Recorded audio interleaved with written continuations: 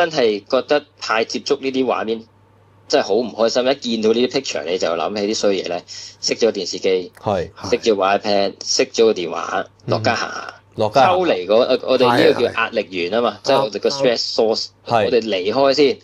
即係我哋未 handle 到之前就唔好再搞佢啦。咁啊，俾自己冷靜啲，甚至去廁所洗下面，冷靜啲。呢啲係最大家可以做到嘅嘢。你話即係譬如我有時真係失眠，個腦海瞓喺張床合埋眼睛就諗起啲畫面咧，都有個方法嘅，有個腹式呼吸嘅方法嘅，就係好簡單嘅啫。瞓喺張床度，兩隻手攤平，隻腳微微張開啦，鼻吸口呼，鼻吸4秒 ，hold 住3秒，口呼7秒，OK，鼻吸4秒 ，hold 住3秒，呼氣7秒，OK，持續做10下，咁你個心情會明顯咁樣平復翻落嚟嘅。